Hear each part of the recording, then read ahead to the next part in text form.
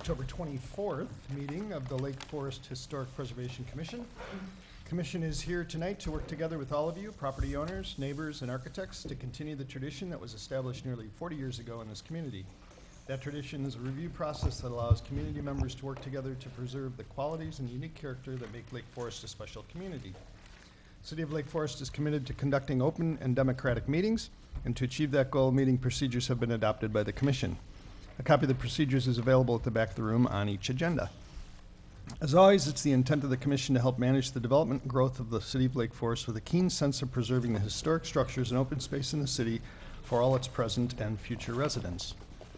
Our goal is to move each petition before us tonight through the review process as quickly as possible while balancing the interests of the petitioners, neighboring property owners, and the larger community. And we'll start this evening, as we always do, with an introduction of the commissioners. Susan Athenson. Mary Ellen Swenson. Fred Moyer. Kirk Pairitz. Bill Ransom. John Travers. Jim Preschlack. And I think we have no minutes from the last meeting, so we'll move past that, and we're going to go right to our first petition this evening, which is a request for a certificate of appropriateness approving demolition of the existing residence and construction of a replacement residence at 930 Lake Road. I'll ask the commissioners if anyone has a conflict of interest at all. And I see none. Thank you. And I see we have a model, so why don't we take a second and do a quick circle around the model. Everybody can take a peek, and then we'll get going, if that's okay. So.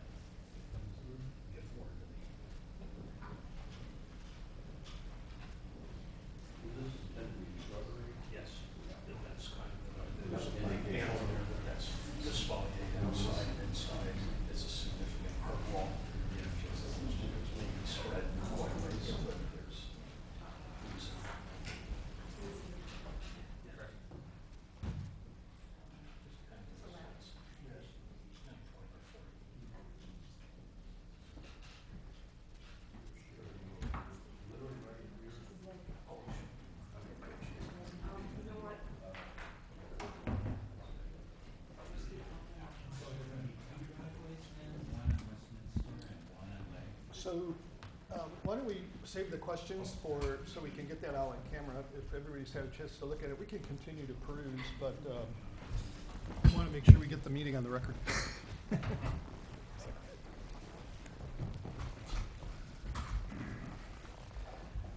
All right, sorry for that. Thank you, folks at home. And if the petitioners want to come on up and introduce yourself and tell us what you got, that'd be terrific.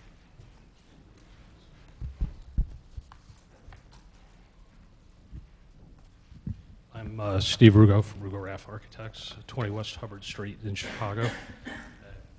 Brian Gailey, also Rugo Raff Architects.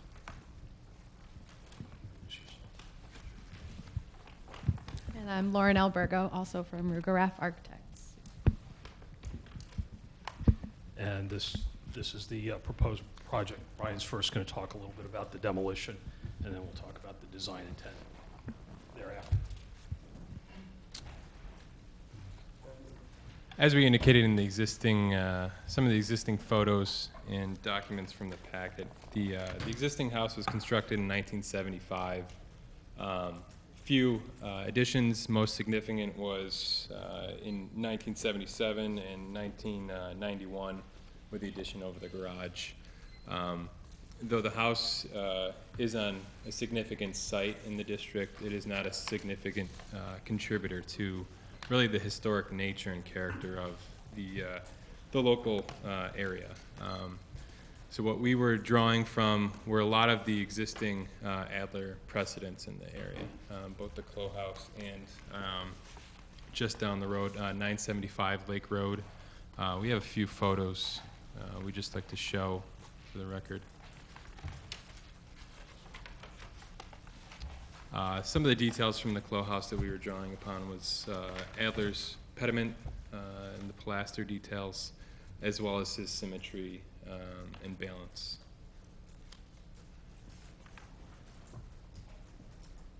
And again, he uses the, we'll call it the elephant gate and shrubs to kind of frame that forecourt.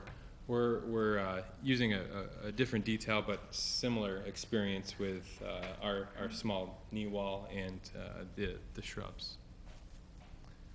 And then similarly at 975, this would be one of Adler's stucco precedents, which we were similarly drawing from. You see the forecourt framed with the shrubs, and you go to some of the stucco details that we're recalling with the inset window frame and case, and again, another example of the forecourt. And so that leads us into the new design.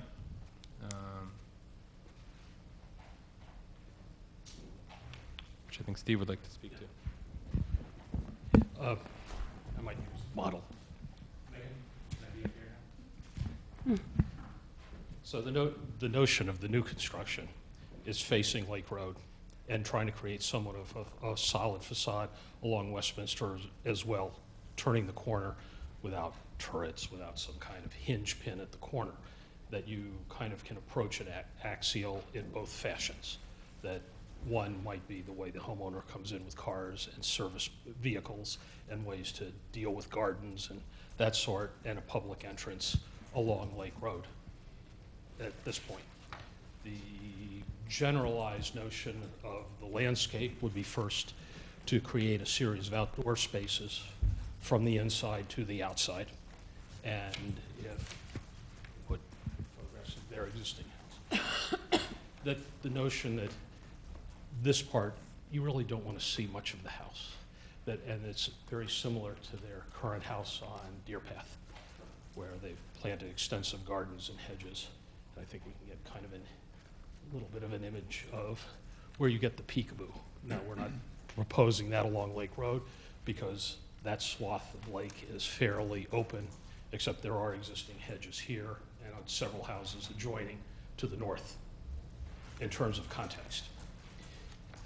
The basic house is a little bit of an H plan, public rooms in the middle with dining rooms, living rooms on each end, and through space with the informal living in the center opening into the gardens.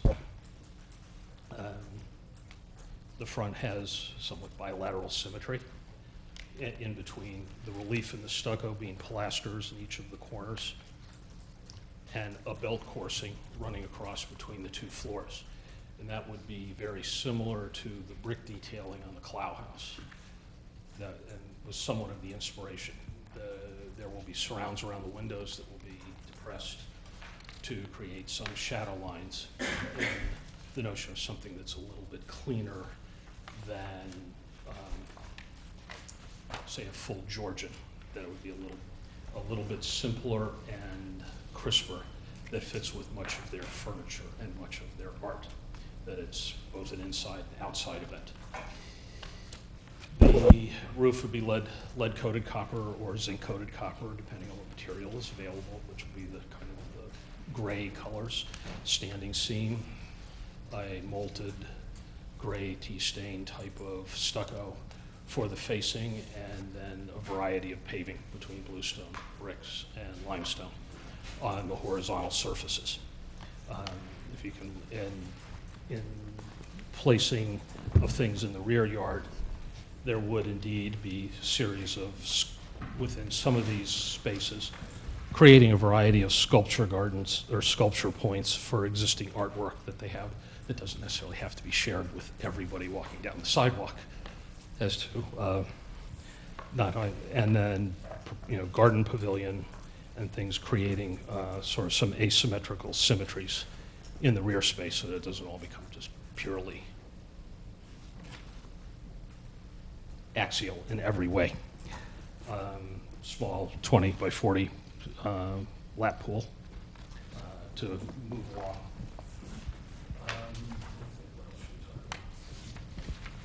is also a sample of the Freedom Gray, which It are turns proposed. dark gray as it gets older, but you know, it's not a painted material. Therefore, it begins to develop its own patina over a period of time, usually about three storms will about do it. Or if you water your roof, you can make it go away in a hurry, which has been done. It's below height, it's below bulk. It's a fairly compact plan. The current house extends into both side yard setbacks. This one does not. I think that's probably Okay. as good an explanation as I can make. It's Thanks, not- I'm sure It's we'll not have, complicated. no, we'll have some questions for you. Let's have our staff report first if we can, and then we'll go from there. Thank you, Mr. Chairman. I'd like to highlight just a couple points from our report. The petition before the commission is twofold and involves two motions. One is the demolition for the existing structure, and then the issuance of the certificate of appropriateness for the subsequent replacement. The request for the demolition appears to satisfy the criteria established in the preservation ordinance. And based on the fact that the existing house is not architecturally significant and is not a contributing structure to the historic district, staff recommends approval for the demolition. As far as the replacement structure goes, we have identified some key points in the staff report, and we've discussed it in there. Our findings are in favor of the certificate of appropriateness for the replacement structure. We have the preservation of the mature trees and the landscaping of the site is critical for the success of this project. It will, the proposal requires removal of some trees. There are some preliminary landscape plans included in your packet. The final landscape plan should provide additional replacement inches for the trees that are to be removed.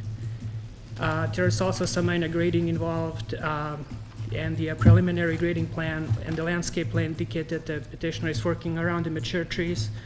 We recommend that the final grading plan is carefully reviewed at the time of issuance of the building permit so that those trees are not negatively impacted.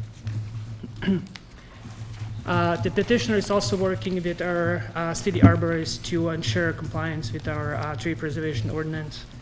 Other than that, our findings so far are in support of the proposed replacement structure based on the applicable criteria from the Lake Forest Historic Preservation Ordinance. Also, notice of this petition was mailed as required to surrounding property owners and the public. Public notices were posted. We have not received any communication from the public in general. We did receive a statement from the Lake Forest Preservation Foundation, which is also in support of the demolition and the replacement structure. In light of that, staff recommends granting approval for the demolition of the existing structure and the construction of the replacement. All right, thank you very much. So now is an opportunity for commissioners to ask any questions they might have of either the staff or the petitioner, if there are any questions. I just have a few questions for you regarding the tree removal. Can you, I know you mentioned there's a few trees that you're going to be removing. Could you specify which ones those are?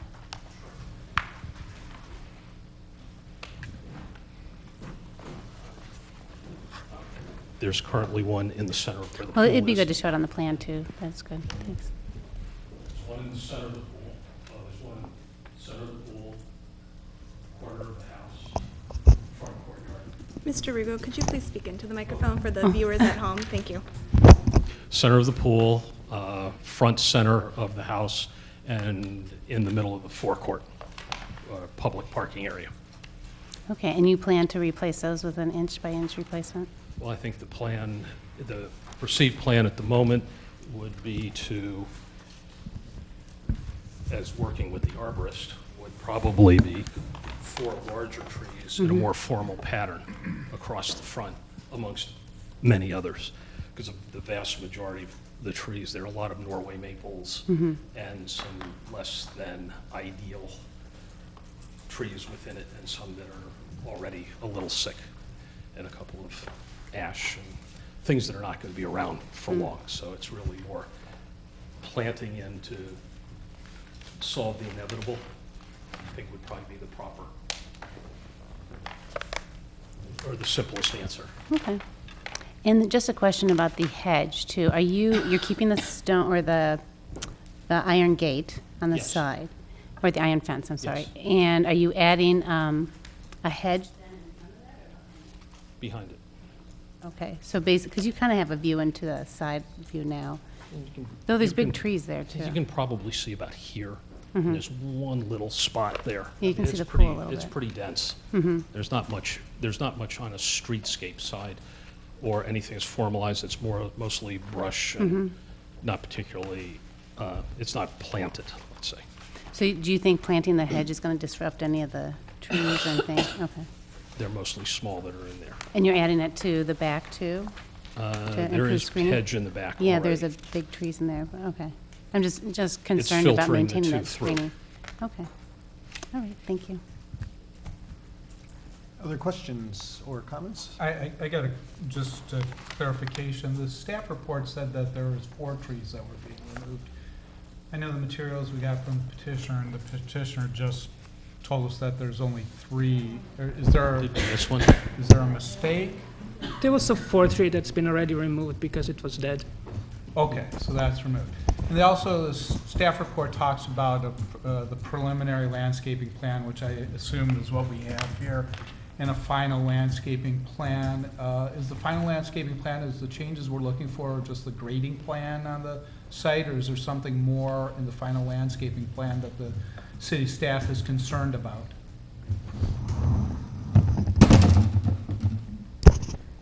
As the project is finalized, any input from the commission will be added to the final landscape plan.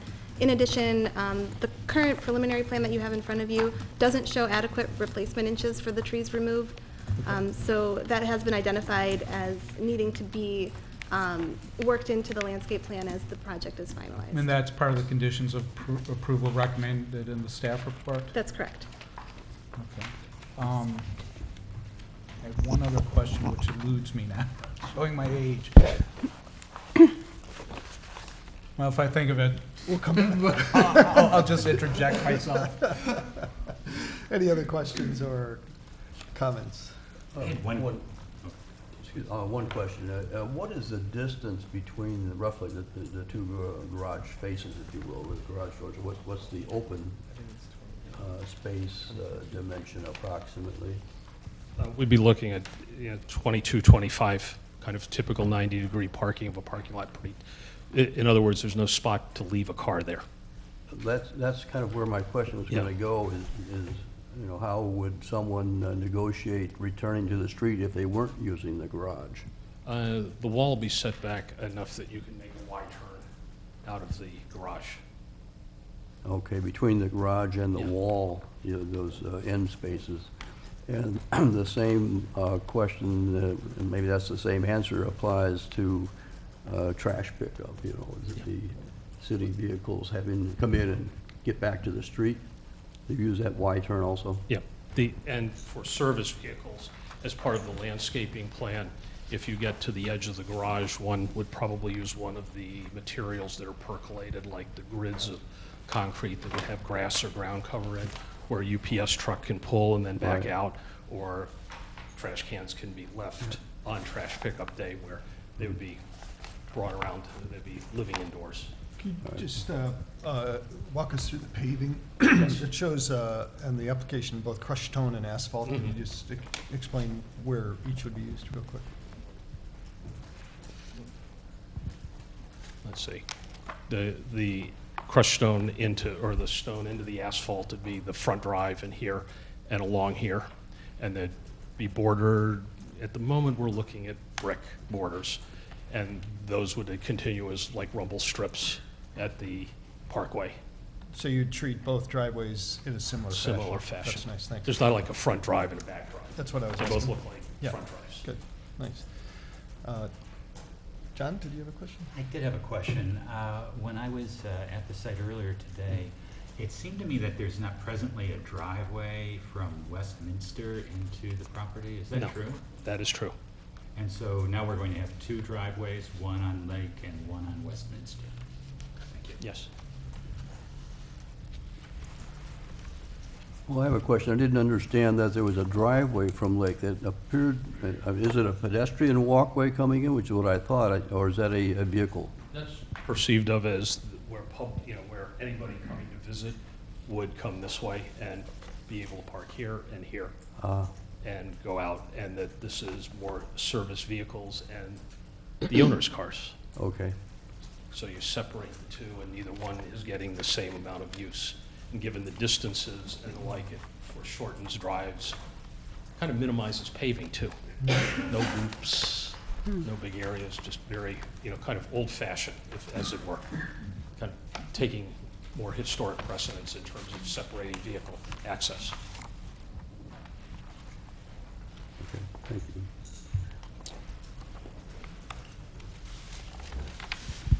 All right, any other questions? If not, I will ask if there's any public testimony on this topic from the folks in the gallery. If there is, come on up and introduce yourself. And I don't see any, so there you go, going once, going twice. Now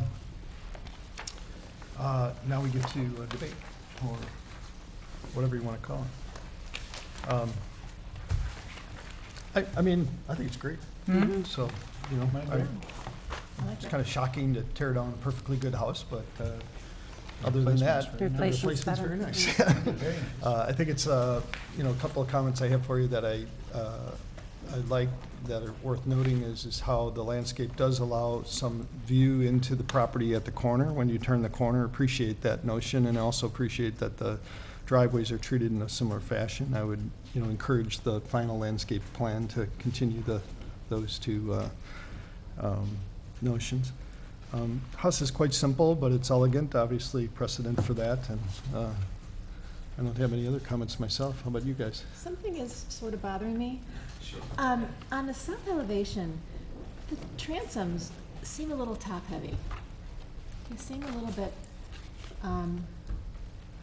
I just don't feel like, and if you look at the line of the house and the top line of the windows, extending from Lake, going around to Westminster, the line at the top, maybe it's just the model, but the line at the top of the transom is higher than the line They of the should be the windows on same. Lake. It's probably just, Okay, it's a study. I'm sorry, it's bugging me. That's good. That's a Is good that- pickup. So is it not, It's the will heads they are be meant the to be the same? same, yes. Okay. Because the windows, by the time you go to the sill, there's a rather large water table, like a relief at the bottom, that once you push the sill of the window, that becomes sort of door-like on the sides, down that far, the head, even on an 8-foot door, that transom meets the head of the windows, because they go to about 9 feet. So They're the top of the tall. transom and the top of the window on the east elevation will be the Yes. same exact height? Okay, It'd be great. pretty bad if it wasn't.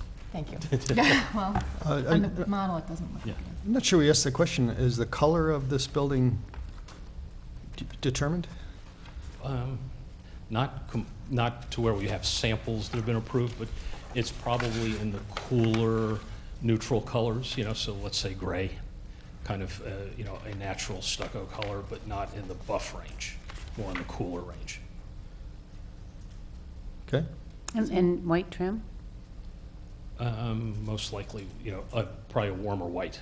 So more of a blue-gray? Excuse me? A blue-gray, a cool gray?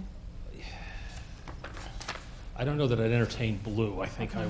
I would move a little bit towards, kind of the taupe grays, kind of something that has, I'd come more from I hesitate to use the word green, but it's really coming from the kind of khaki side of gray, Okay. the warmer side of the gray spectrum. And again, the window trim is lighter. Yeah. Yeah, okay, thanks.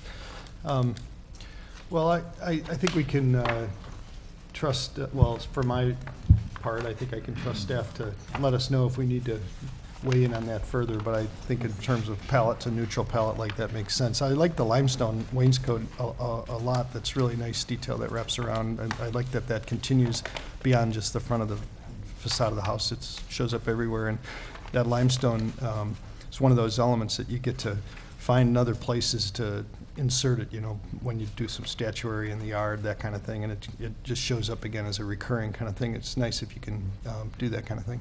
Other deliberations? You know, it just seems like from appearances that we skipped over the demo, but I think what's important is that we kind of all agreed that the replacement structure is such an improvement, and it seems to fit better into the neighborhood.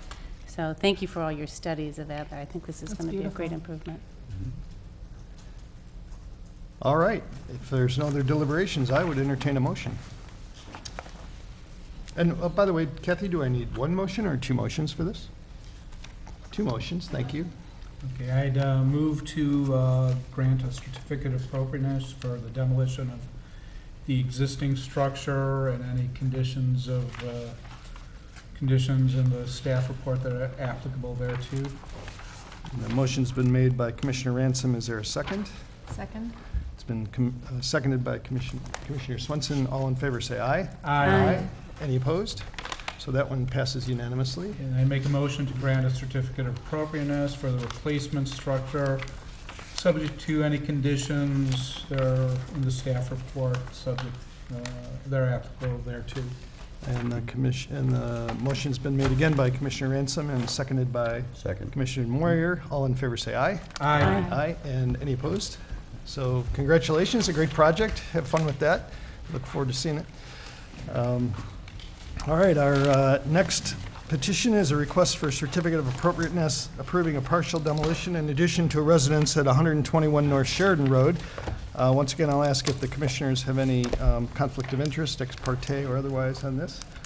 And I see none. So come on up and introduce yourselves, and we'll go from there. And if you want to grab your model, please do. Thanks. No, it's okay. We have so many in back Set right up now. get the. Tripping all over them. Thank you.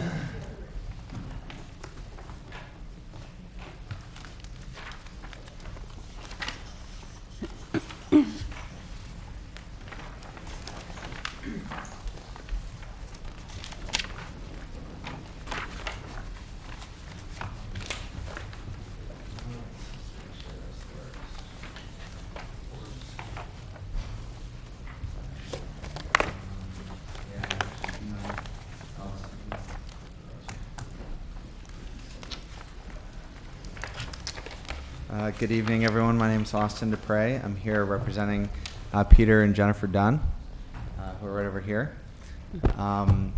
They have been restoring this home at 121 North Sheridan Road over the past several years, mostly interior improvements, renovations. I think when they bought the home, it had really been neglected for some time. So tonight we're going to talk about a proposed addition, renovation at the back side of the house. It's an existing breezeway that connects to a 3-car garage. We couldn't find any records on it, but it looks like it was built in the last 25 to 30 years. Relative to the main house that was really built before the turn of the century, but major renovation by James Gamble Rogers was done in 1902, 1903. Compared to this structure, the garage in the back really is of inferior quality, and the breezeway regularly floods, so it's a problem area that we're trying to fix, and at the same time really enhance the architectural qualities of the back side of the house. So the front slide here shows the front side of the house, which faces Sheridan Road, faces west. Go to the next slide here.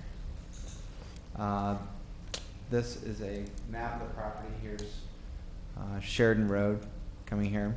The image we just saw is of the front of the house here facing west.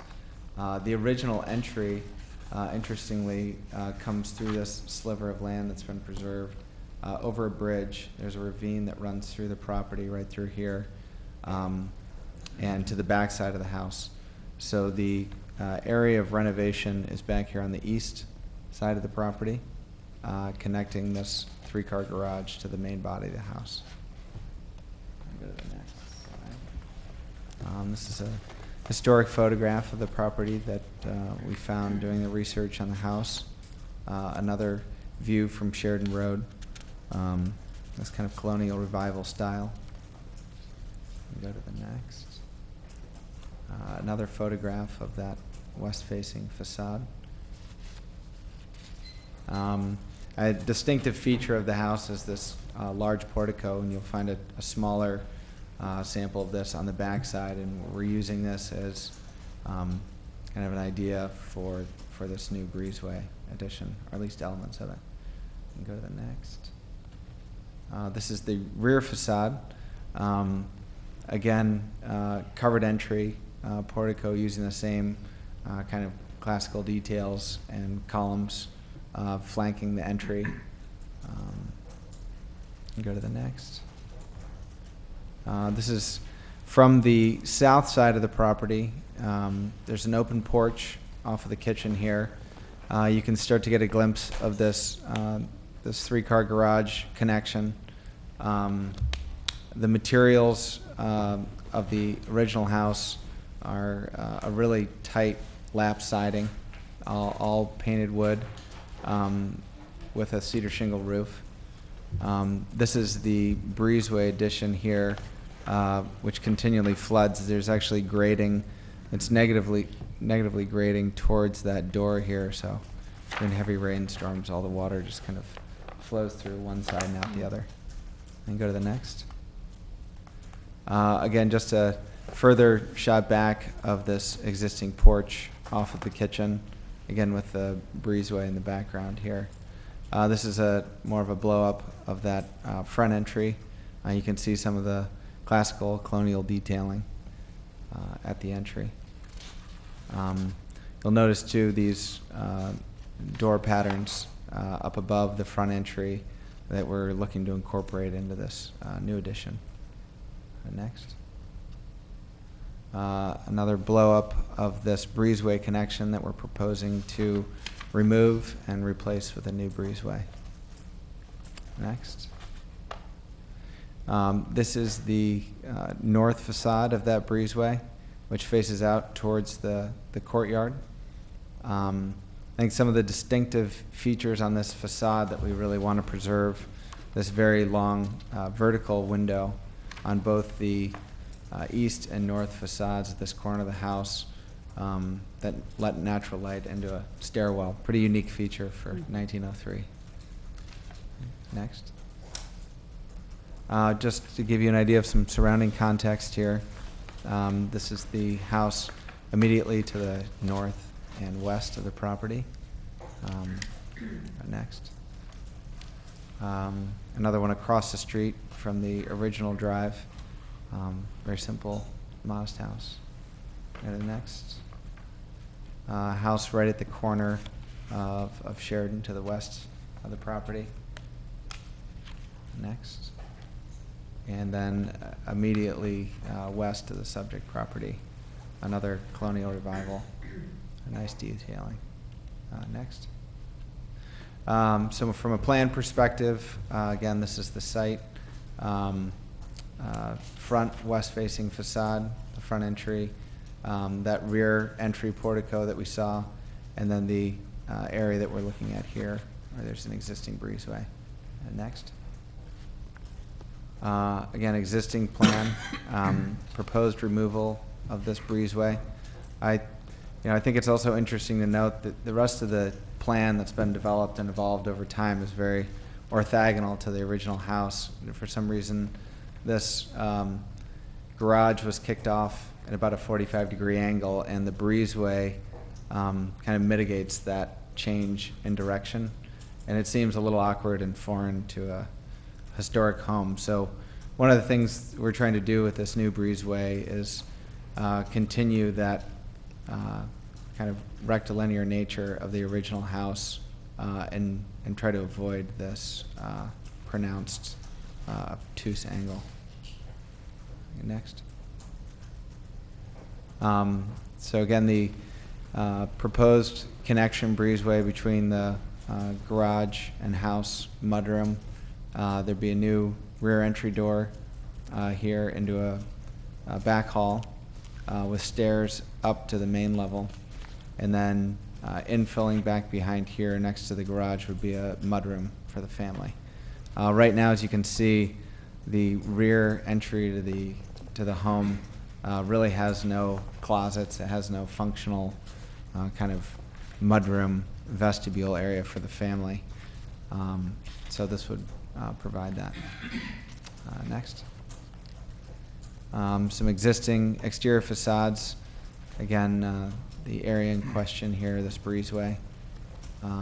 Next. And again, the small sliver that we saw from the back photographs, and again, that north view of that breezeway connection. Next. The facade to the east, you can start to see our new proposed connection starting to mimic some of the roof angles that you see on the main body of the house, and also introducing some columns and a small porch off of that new rear entry. The existing historic front facade will remain completely unchanged. Next.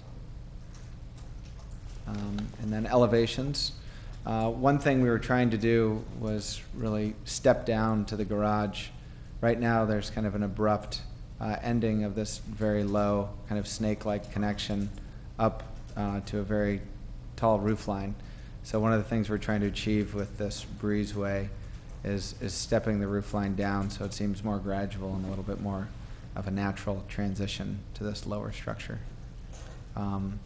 So you'll see in a minute, but all the detailing at this rear facade, including the columns, windows, door, materials, they would all exactly match the existing house. Next. And we just want to provide a quick 3D visual of existing breezeway connection here, again with these two very unique vertical windows. And next. And then to what we're proposing, which we feel is a little bit more sympathetic to the existing house, especially with the rear entry portico here, and then flanked with a lower kind of smaller brother, if you will, of that same condition at this breezeway connection. So I'll leave it at that with the presentation and open for comments and questions. All right, thank you very much. Do we have a staff report, Megan? Thank you, Chairman. I don't have much to add to the presentation this evening. I'll just touch on the 3 issues that are before the Commission this evening. The partial demolition of the non-historic breezeway, the design of the new addition, and the building scale variance that's requested. With respect to the partial demolition, due to the date of construction and the lack of architectural integrity, there are positive findings in the staff report to permit the proposed partial demolition of that particular area of the house. The design of the new construction between the existing historic house and the garage appears to meet the standards in the ordinance, and again, there are positive findings in your staff report at this time. The architectural detailing seems to be more relevant to the historic house and really ties that area of the house nicely to the garage. With respect to the building scale variance, the existing house is considerably over the allowable bulk that's permitted on the property. This condition is not uncommon on historic properties where the homes were built long before the ordinance was put into place. The proposed project is really a minor change to the footprint to allow an updated floor plan. The project, I think it's important to note, really doesn't result in an overly scaled project for the property. It's tucked behind the house. It's on a wooded lot. And while the while the overage is significant due to the existing condition, the actual increase in the footprint is relatively small at only 182 square feet. So I'd be happy to answer any questions, but we are recommending approval of the project as submitted at this time. All right, thank you. So do we have any questions for either the petitioner or the staff? I have a question. Oh, Go ahead. oh, okay. tonight's transom night. Sometimes we have dormer nights, and tonight's transom night. I would love to stand on the porch and look under. And how high are those windows? How much wall space is above Is the above the windows? window? Right. They look so high. I know, I believe And from this the. picture, it yeah. could be just tricky, but Yeah, I believe the overall entry height is 9 feet, and the tops of the windows are 8. So it's tall, but I think if you look at the overall scale of the house, they're very tall ceilings, very tall windows. So we felt like the existing addition between that garage and house is very squat, and the proportions are very horizontal, so we really wanted to match the proportions of the existing windows. We looked at doing, more like 6'8", 7 foot, which is more typical construction, but we felt like the 8 foot tall windows were really more appropriate for this house. okay. And then I had another question. There really aren't any verticals in any of the roof lines to be found. I was wondering why you didn't continue with, The hip roof. the roof. Yeah. Well, I know it that, was very. I'm sure you thought about it, Yeah, but. it's very difficult to, right now, that garage being lower than our current face, we really needed to provide some kind of wall for that garage to die into. Okay.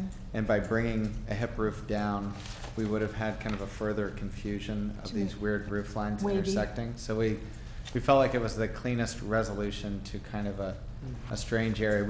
We did look at, possibly just tearing down the garage and creating an orthogonal arrangement there, but I think the costs were such that it really didn't make sense.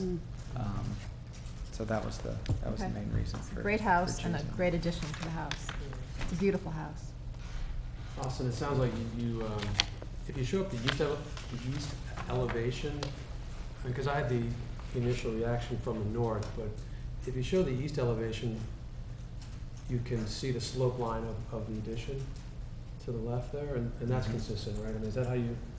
Yeah, exactly. The trade-off? We certainly wanted to match the slopes of the main body of the house. And, again, if we brought a hip roof down here, you'd really start creating some kind of strange valleys where those two hips intersect one another. So, yeah, that was kind of the best we could do to really help relate to the overall roof lines of the house. What's inside of that roof? Is that closet coming from the bedroom next to it? Inside this roof? Yes. This is just unconditioned attic space. Okay. It looked like there was a little doorway leading into it. Is it like a little crawl space? From the or- first floor, actually we had a closet from the living room leading into the space. Maybe that's what you're talking about if we go back to the I floor. thought I saw something on the second floor. Actually we had a closet in this space. Since we've drawn this up, Okay. we've decided to keep this a window from the interior, and we're gonna use that space from the mudroom. But on the second floor, there'll be no access into that space. I just had a question for you. On the flip side of that mudroom, you had another little porch on there? Over here? Yeah, is that another porch? It's not a porch. There's a slight roof overhang, but it's not a deep eave. We really didn't want to compete with this porch immediately adjacent to Right. it. So if you go back to the elevation, if you can just look at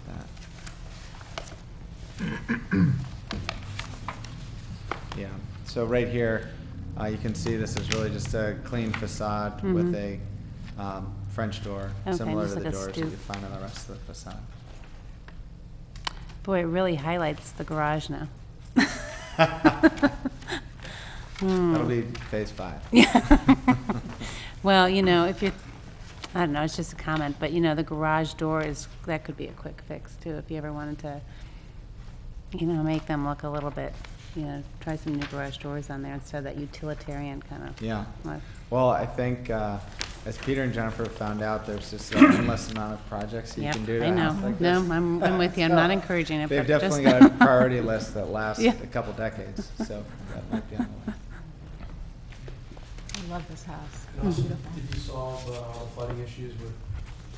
kind of Yeah, grade? so we've raised this up, as you can see, we're about 18 inches up above grade, and we'll be working with a landscape firm soon to make sure that that rear grade pitches away from the house as opposed to funneling in towards the back door. Any other questions? I'll ask if there's any public testimony on this issue, topic, project. I see none, so we can deliberate if we like. Anybody have any deliberating comments? I think it's another good one. Another good one? Great Good one. solution, yeah. Great solution. Shaking of the head. All right, well, that's good stuff. Yeah, very nice. It's in some ways, it's kind of a very tricky little problem, actually, marrying the garage of this house with the larger mass of the house. And in some ways, it's very much in keeping with the kind of schizophrenic nature of the whole back of the house already. So I think it's fine. Megan, I'll ask, can I do this in one motion? Or thank you. Appreciate that. I'll ask if there is a motion. I move that we approve the petition as presented with all the staff conditions listed in our report. All right, so the motion has been made by Commissioner Athenson. Is there a second? Second that. Seconded by Commissioner Preschlack. All in favor say aye. Aye. Any opposed? And so that passes. Congratulations. Good luck with that project list. Thank you very much. All right, so we have one more petition before us tonight, and this is request for a certificate of appropriateness approving a partial demolition, alterations, or addition at 39 South Sheridan Road. Once again, I'll ask the commissioners if there's any ex parte conflict on this, and I see none. Nope. So please introduce yourselves and your project. I'm Todd Buffington. I'm the owner of the property. Good evening, I'm Steve Besh with Besh Design. I'm the architect on the project. As you stated, we're seeking a certificate of appropriateness for the partial demolition and the addition to the existing single-family residence here at 39 South Sheridan. The platter survey here shows that the house is currently situated and it is on a 1.2 acre lot. Next slide.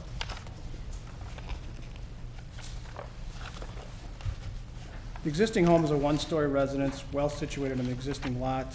Given the current setbacks that are shown up there, it's a tight lot, and it gives a challenging situation for an addition. Next photo. Next slide. This is the context here. This is along Sheridan Road. Our entrance is this one right here.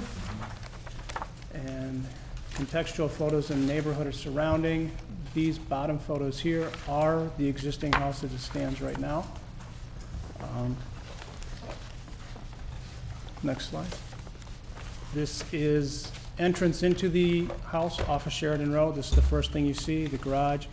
The entrance to the existing house is set back in here, and our addition will take place modifying the roof over there and on the second floor over here. Next slide. So you can see here, the existing house is a standard nondescript ranch-style house. And our goal is to basically change that, improve it, and make it look a lot nicer. Next slide. Right. So go next slide. So what we are proposing is a couple additions off the first floor, one there with the garage, a little family room breakfast area off this area, and then this side would be an extension of the existing sunroom that's there. This area right in the middle is where we would do our second floor addition over the main body of the house. Next one. Go to the roof demolition.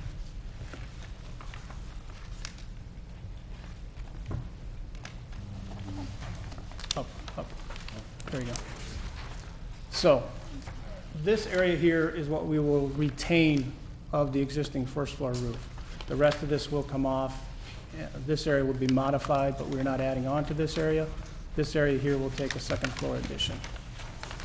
And as you can see here in our demo plans, next slide, the red indicates areas that we are demoing, partial demolition, interior, a little bit of exterior wall to make the addition off here, modifications to these exterior walls to make the addition off the back, and we are modifying the front entrance, which you'll see later on. Next. And then foundation basement, that's our first foundation basement plan. These are just simple foundations for our additions. We're retaining the existing crawl space. This is the only small area that's a basement in the house. Existing crawl space over here, we're extending that out this way. First floor. So here you can see where we're building out on the first floor to flush out this wall, little entrance columns, the additional garage, the breakfast area back here, the sunroom over here is an extension. The rest is modifications to the existing interior space. Next.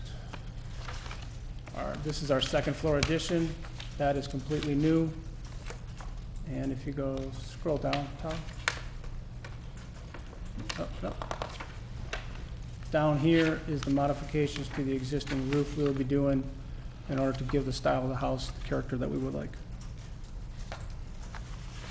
Our inspiration for this comes from a number of colonial style homes.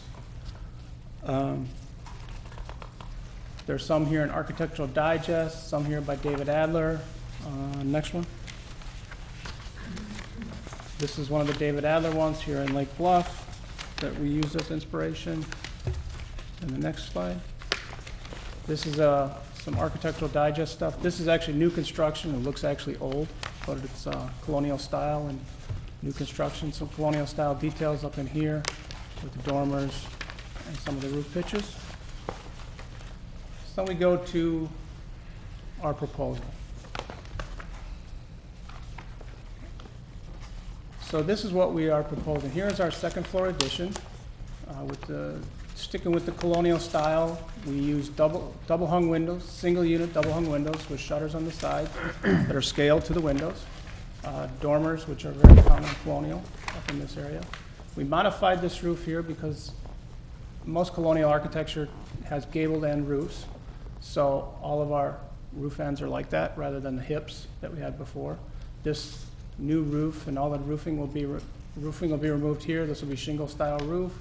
The existing brick at the base will stay. The second floor addition will all be horizontal siding. The brick will stay white, the siding will be white, the trim will be white, the shutters will be black. Next slide. Once again, as you can see, we're keeping in the gabled ends all the way around. That's the existing end of the garage. Here's our extension, another gabled end here to give that roof detail. And then if you can, next slide. This then shows the overlay of how the two work together. Taking all the hips off, looking within what we have, the modifications we've made. Next slide. Once again, the overlay. Next. So, as some of our precedents, we looked at different colonial porches, how to incorporate them. So this is some of the basis that we used for our inspiration. Next. Once again, here, dormers, single hung windows, once again for our inspiration.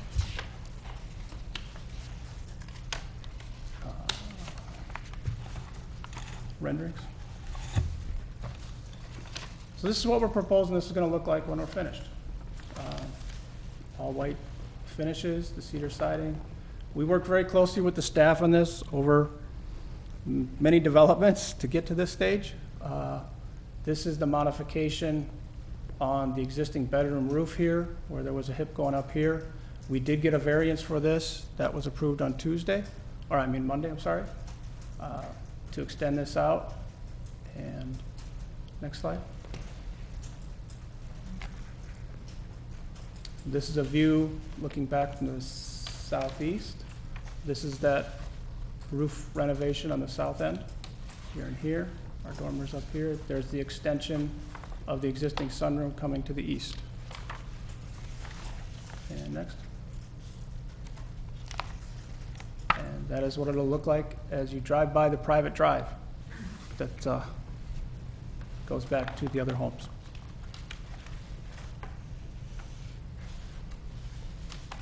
We were under bulk, under height. That's about it. All right, thank you very much. And look for a staff report. Thank you, Chairman Pairitz. The intent of this project is really to reuse a portion of the existing structure and convert the one-story ranch home into a more traditionally designed two-story home. Based on the information provided by the petitioner, it is considered a partial demolition and a replacement addition. The petitioner has spent a lot of time looking at the existing structure and really making sure that the existing wall construction and foundation are in good condition, do meet code requirements for new construction, and are structurally sound. However, working with an existing footprint really does create some challenges and unique challenges for designing a new style for a home. The petitioner has spent the past couple months really refining the design and trying to apply architectural detailing consistently across the design of the home, and work within the existing footprint to make the style or the design cohesive. With that respect, we do ask for commission input on the massing, on the architectural detailing. In particular, I think the staff report called out the detailing of the dormers. Dormers and other character defining features like the front entrance portico, the shutters, the eaves. Those are all really important to look at carefully and provide some direction and input to the petitioner at this time. The zoning board did recommend approval of the variance on the south end to change the low hip roof that was characteristic of the ranch home to a more traditional cross gable form at this time. The zoning board did express some concern for the landscaping, so I just want to reiterate that a condition of approval in your staff report this evening that's recommended is to make sure that the existing and proposed landscaping does enhance the screening along the private drive and maintain the character, the wooded character of the perimeter of this lot. There is some increased lawn area that's being proposed, but overall, the wooded character of the perimeter, as shown in the preliminary plans presented to the commission this evening, does retain that wooded character. At your places, there is a note from the Lake Forest Preservation Foundation expressing general support for the project, noting that certain aspects of the project could benefit from further input from the commission and refinement. I'd be happy to answer any questions that you have. All right, thank you very much. Yeah, Megan, I have a question for you around the structural soundness. I know there was an engineering study in the packet that just said that further analysis was required while they say that it's sound. I mean, is that common or typical, or is there further analysis required, just before it's approved? We have reviewed the plans with our plans examiner, and it does appear that, as proposed, the project does meet code and is structurally able to support the second-story addition. Certainly, as the permit drawings are created, if additional information is needed by our plans examiner, we can review that information at the time of permit. But I have a question on that regarding the foundation. So I'm trying to make sense of your foundation. So underneath the new additions, you're only putting a crawl space? You're not putting a basement? There's no basements, no. We're continuing with the crawl space concept under all the new additions. And was it a cost savings? There's no basement on the house. This is the only basement on the house now. Mm-hmm. So there was just no need to extend it anymore. So, but where it says crawl space on the top of that, that's all new additions, right? This is new addition crawl space. This is under a terrace, that's just on slab. Okay. This is on slab where the garage is. This over here is crawl space added onto this crawl space. So we will provide access through that wall from one crawl space to the next. And are those all just one-story additions? They're not two-story? Those are all, yes. Everything here, this is 1 story, 1 story, 1 story. Okay. The second floor only goes roughly from this wall here and basically a box like that. And the reason you didn't want to put a basement under there was you just didn't want a basement? Just didn't see the need. Okay. There is no, this is the only basement currently, this is crawl space, so you can't really, it wouldn't make sense to make this a basement, you can't access it. Yeah, maybe more in the back, The I was one I've thinking. considered Yeah, making a basement would be this one, right. because you actually could break, Break through, this right. foundation and get to it. Give you So some that more room. I've thought about. You might need it later. I also had a question on what is the ceiling height on the first floor? The existing ceiling height's 8 feet, And then what's the ceiling height on the proposed second floor? 9 feet. Okay, because when I was looking at this, and sometimes you see this a lot with branch houses, where they do add a second floor. I think the reason, if you can switch to the rendering there a little bit, because it's looking a little top-heavy, because you only have 8-foot ceilings on that first floor. And so I think what happens is when you put those dormers on the third floor, it's even getting more top-heavy. Okay. And there's lots of, I've seen examples around of, a bad second floor on an 8-foot ranch.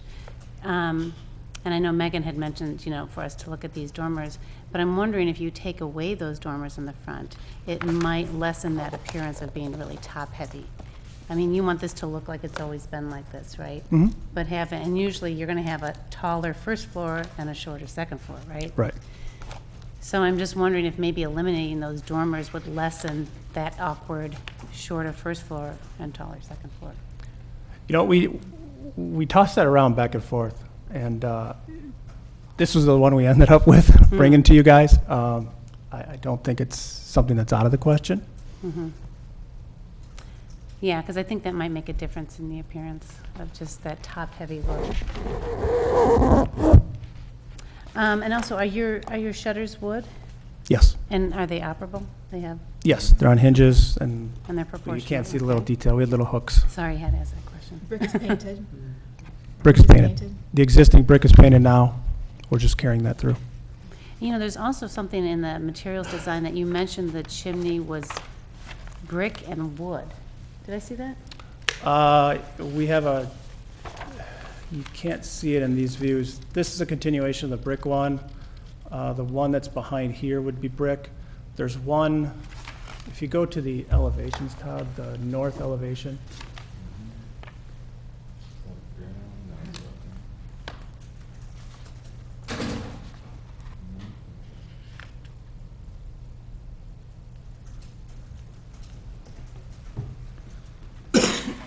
There's one right here in this breakfast room, sitting room. We did not bump this out on the exterior. So the only part that's wood is just that small little part right there above the roof. It's the same siding and trim detail as the rest of the house. And this wall is above the setback.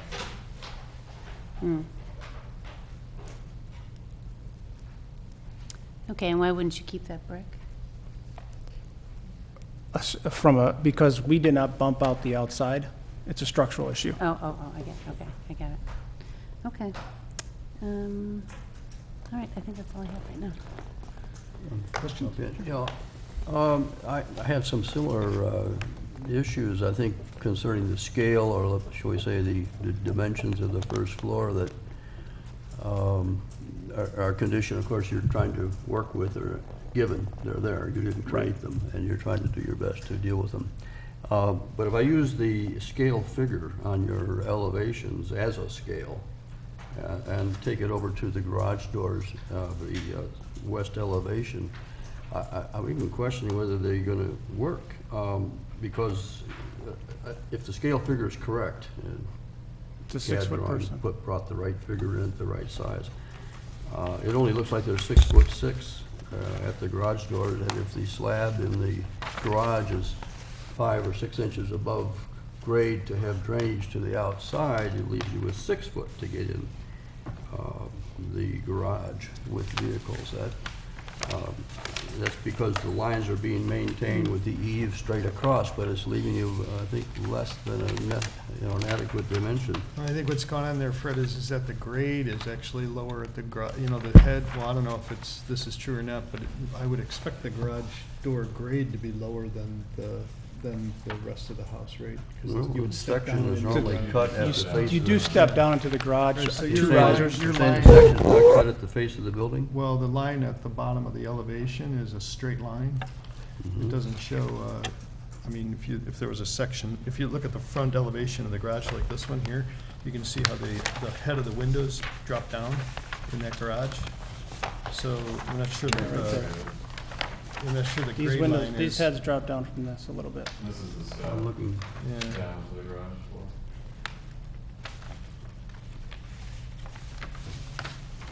Those windows in the garage are at 6'8". I wasn't concerned with the windows, it's the garage doors themselves, the vehicle access. So this is the existing garage door size,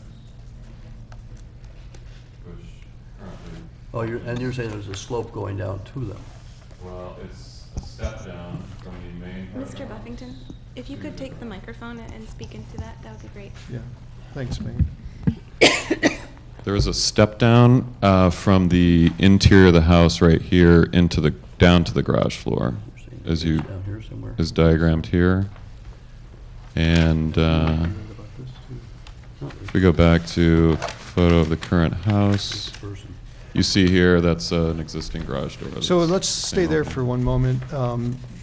See, the person, the scale figure could put their arm up and touch the eave in the elevation drawing. That's suggesting that the figure is too big or the house is too small. Well, I think if you look at that, Fred, take a look, the top of the garage door is effectively like, oh, 6 inches below the triangle of the roof.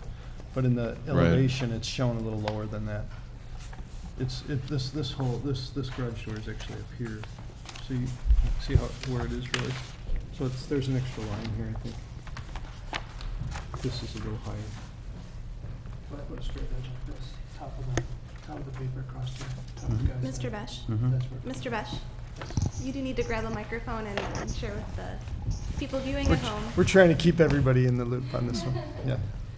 Okay, as I put a sticky note across the top of this, I and just if I run over run it in line, you can see that it's below the head of the garage. That guy's head is about a foot below the head of the garage. Garage door is roughly 7 feet. So, Yeah. so you're a 6-foot I person. mean, it might be 6'10" in reality. Okay. All right, other questions for the petitioner or for the staff? The paving material is shown in the renderings as being relatively similar to what's out there today. Is that the intention, to just continue that existing brick paving all the way through? Thanks.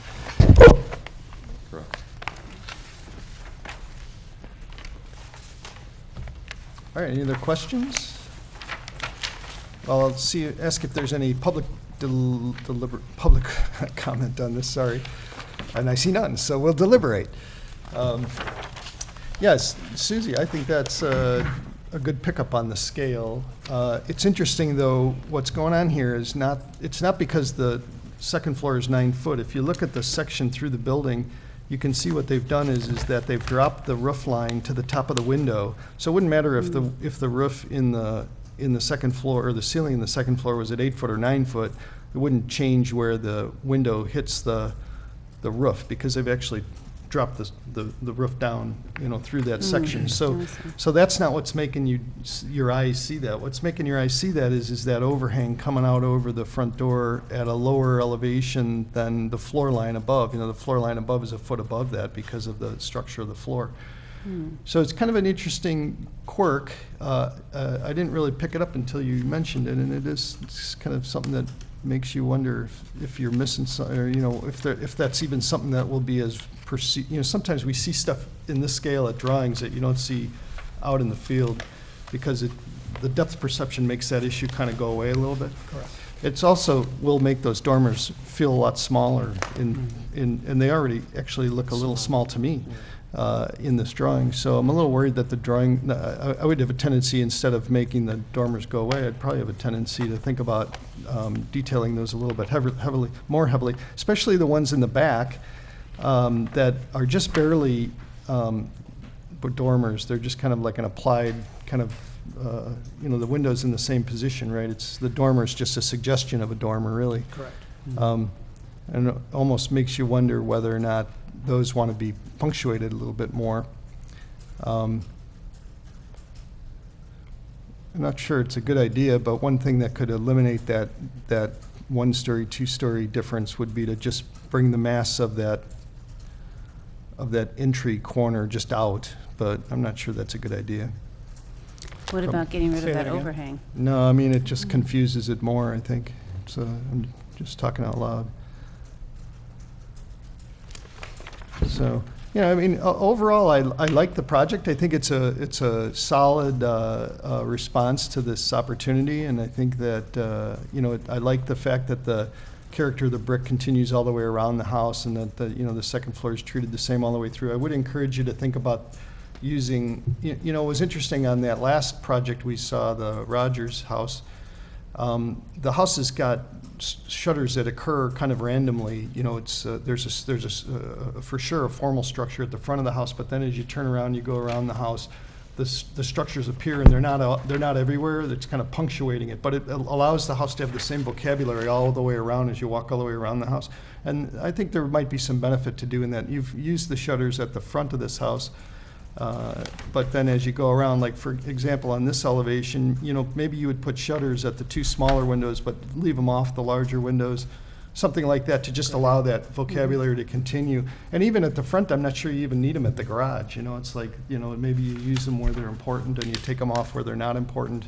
But I don't have a particular, sensitivity one way or the other to where that happens. It's just, I think it's nice if what we see on the front of the house happens all the way around the house in some way, even if it's just a nod to it. What do you guys think? No, I think it's a good project, and I agree with everything that you've said. I think the architectural detailing of the overhang on the second floor draws interest to the main body, and it is something that needs to be kept. I understand Commissioner Athenson's comments on it, but things in 2D and how it may look at the end of the project are not always the same. But I think that's an architectural detailing that I like, and draws to the main body, so I'd keep it. What's the sill height of the window at that, those three windows across the floor? Is that high enough that you could drop those sill heights a little bit? On the second floor or the first floor? On the second floor? I think we're about 2'2", 2'4" above the floor. 2'4", so I don't know I can't recall what a minimum sill height is, but. I think the garage needs the shutters as a decorative element. Okay. So I'm for adding shutters in the back. I think it would look like they needed to be there if we took them off. And I like the regularity of this house. It looks like a 40s colonial. It's charming. So I like the overhang. I like the dormers. I think it's a really nice plan. Thank you. Yeah, I would just, again, encourage you to kind of look at that proportion. Because you don't want it to drive by and just have it look like it was a second floor added onto your ranch house. You've seen those. You know what I'm talking about, right? Right. Yeah. And, maybe in your drawing, just eliminate the shutters or the dormers on the front, see what you think. And I don't know, it's something that just stuck out at me with those dormers just didn't seem to fit with, and that was causing it to be top heavy. And then you talked about the dormers on the other part, right, that were kind of cut into the roof like that. That kind of, I know that looks a little awkward to me too. And in this picture, in the renderings we get, it's more elongated, and the roof line isn't as peaked as it is when we look at it here. And it's hard to say,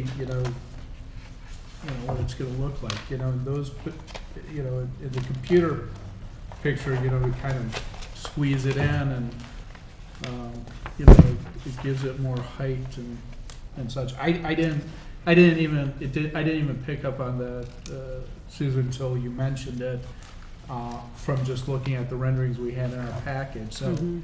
you know, it's hard to say if that's. Well, because that's I've real seen that concern. around Lake Forest where they've done it, and it looks, you know. it doesn't look good. So that's why I'm thinking, Yeah.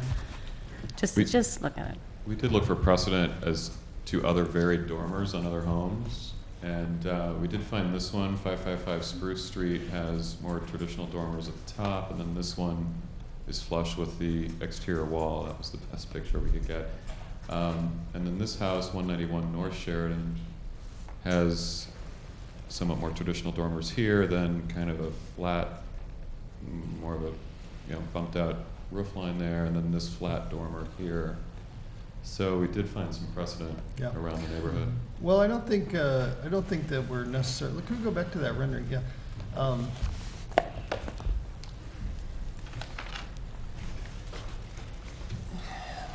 I kind of like the two different dormers. I actually, my complaint is that I can just barely make out those distant dormers. I actually think they're kind of interesting. You know, I think if you were to lose the dormers on the house, it becomes a series of longer roofs that, I mean, it might be able to work both ways, you know, you almost have to see it, but it doesn't really bother me that they're there. Well, I kind of like that there's a hint of them. Yeah. Behind that rather than, Yeah. you know, Yeah, no, I suggestion would, of them. yeah, I wouldn't put them up on the roof like the other two, No. by any effect. I mean, I wouldn't mind just being able to see them a little bit more in terms of the weight of the dormer at those two there, yeah. Yeah, But I think it's definitely, you know, falls under the topic of fussy detail, but. I think I'm with Ellen on this one. I mean, I think if we saw this plan without the three dormers on the main body, I think we'd say, oh, it looks a little boxy, and Yeah. can you add a little flair to it and all that kind of stuff. But I think it looks charming, and I think it's a good point about the weight of it. But I think absent of tearing it down and building it from scratch, you're really trying to optimize a ranch-style house, and I think they do a nice job with it. So, I support it. Well, I'm on board with the dormers as you're showing them, and I think overall you've done a really nice job of making a very attractive house out of a house that's not so attractive right now. Thank you. Thank you. Yeah. What's the pitch of that roof? It's an 812. 812?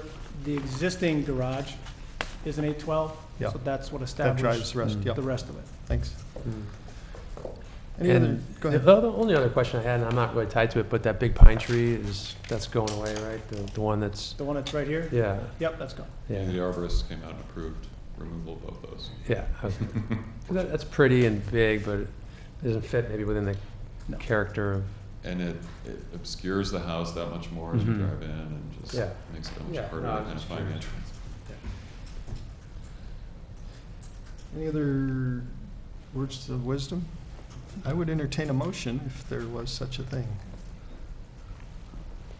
I'd move to approve the petition as proposed with the conditions set forth in the staff report. I second that. All right, the motion's been made by Commissioner Ransom, seconded by Commissioner Preschlack. All in favor, say aye. Aye. Any opposed? And so that passes. Good luck with that. It's an exciting project. Lots of fun. Keep you out of trouble on weekends.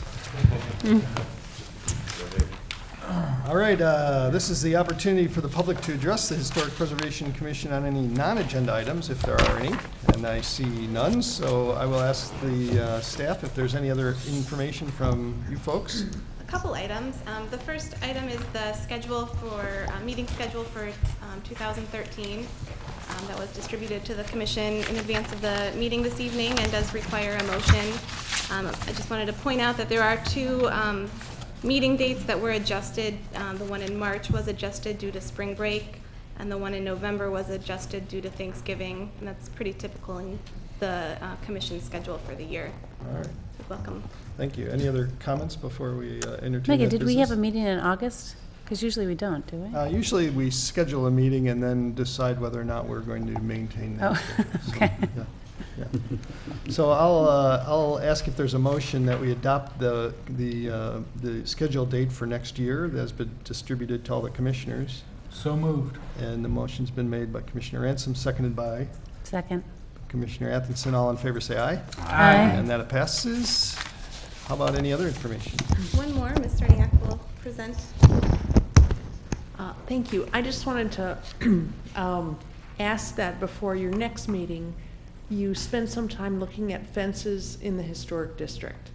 The City Council recently directed the Plan Commission to review the provisions in the code related to fences. What prompted their direction to the Plan Commission was concern about recent construction of a fence within a ravine. And the code isn't clear on that. In the past, we've been able to work with property owners and avoid similar situations. But since the provisions on fences are going to be looked at, it seems like a good time to just step back and, should we address materials? Should we address setback? If fences are going to be located on the front property line, currently we require a 3-foot setback and require landscaping, but often that 3-foot setback then doesn't really allow the landscaping to thrive. So there are some small issues like that.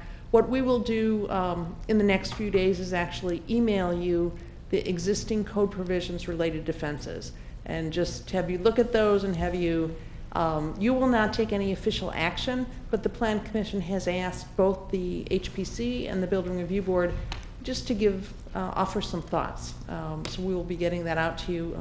And I know that the Preservation Foundation also has some interest in providing some input to you with respect to fences as well. Not tonight, but at one of your next meetings. All right, so Kathy, we have another meeting that is now on our schedule for, I believe, 2 weeks from this evening. And so we're not talking about that meeting for this consideration, or are we? I think we'll wait to see how your agendas fall out. Okay. As you saw from tonight's agenda, we thought some petitions were ready and they fell off. Sure. So actually tonight would have been a good night since you finished early, but sometimes it's hard to predict how long you'll talk. So we may put it on the next agenda, and it may be on the following agenda. Touche. Any other information that we should hear from staff? Nothing further. All right, I'll move I'll ask if there's a motion to adjourn. I move to adjourn. All right, a motion from Commissioner Travers, a second. Second. From Commissioner Ransom. Thank you very much. All in favor, say aye. Aye. Thank you and good evening. You don't want to go home. Too easy, we don't have to do. Yeah, I know. It's